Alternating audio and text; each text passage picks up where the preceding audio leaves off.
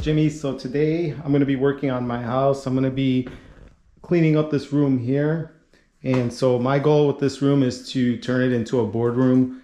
I'm going to get rid of all this furniture that you see here. So I'm not sure if I'm going to just put all Burton wooden boards here or if I'm going to just do a mix of old boards, but it should be cool. I've been wanting to do this for a while, and it's really nice that I get to take a day off of work and just work with my dad. He's going to help me out and he's going to be a lot of help. So let's get started.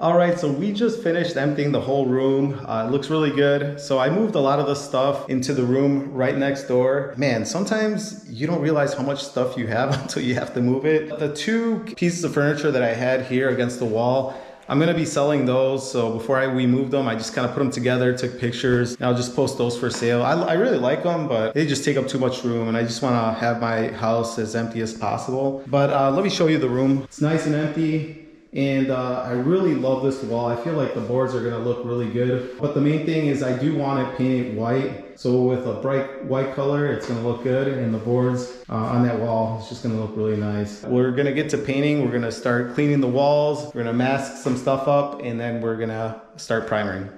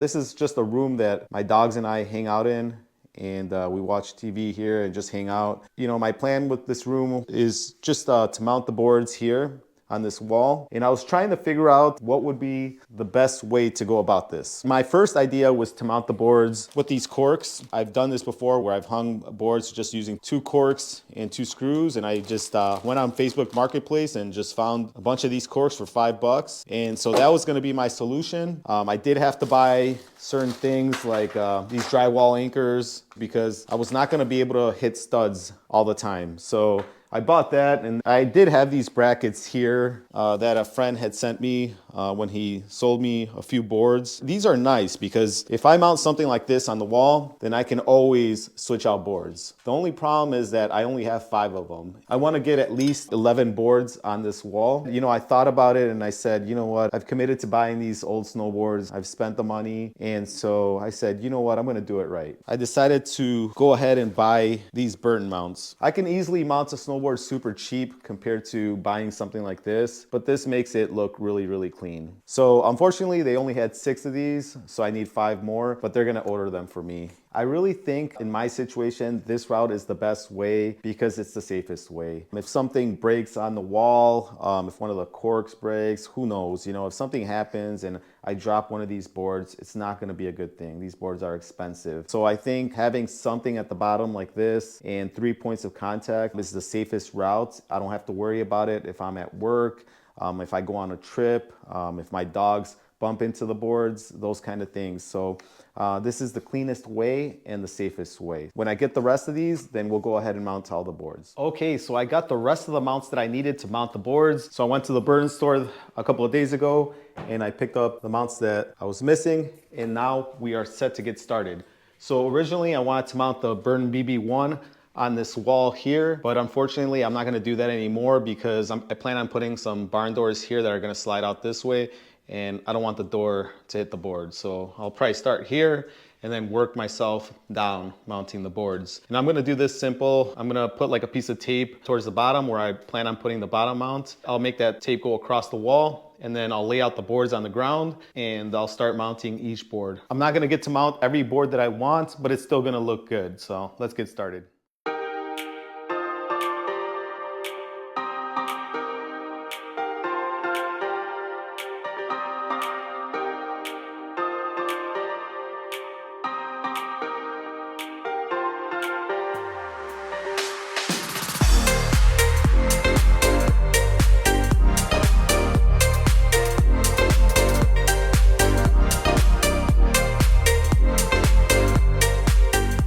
All right, so I pretty much just made a straight line across just to make it easier for myself. I'm sure there's easier ways or different ways to do this, but this is the way that it's gonna help me out. Let me show you, these are the mounts that I ended up getting. They're Burton mounts. This is what comes in the kit, one of these mounting brackets, the lower one. And it's got these upper mounts there for the top, and it's got some drywall anchors, 4 screws, and a little bit of this cushioning here. So I'm just gonna lay out the boards down there, and then we're going to start mounting them just to kind of get an idea of how many I can fit. That's why I want to lay them on the ground.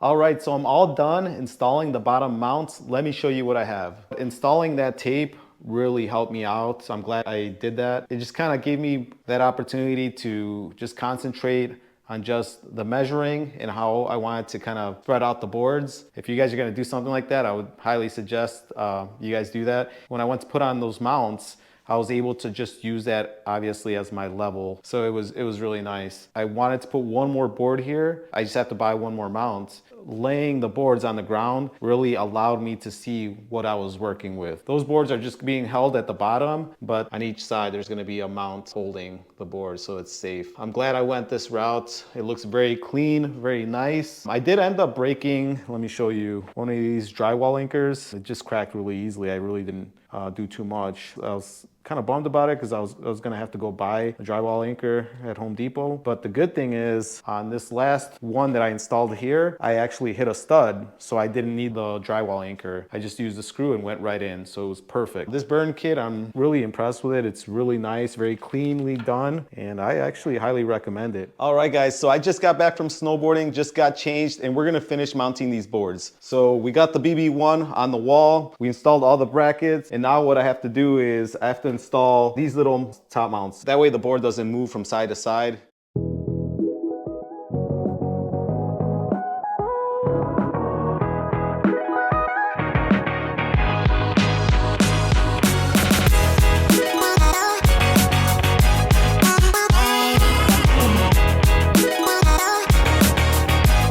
Okay guys, so when I'm mounting the boards, this is gonna go against the board like this, but I'm putting this little cushion here to protect the board. So right where it presses against the board, I'm not over tightening it, and I'm just putting this little cushion. And this comes with this kit. It kind of looks like this. It's just a little square little block.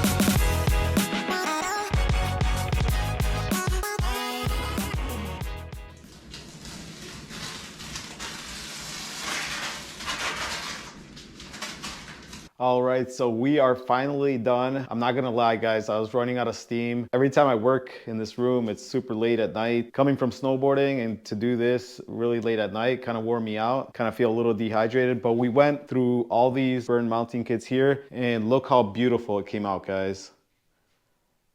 Man, I am so happy with the way this turned out.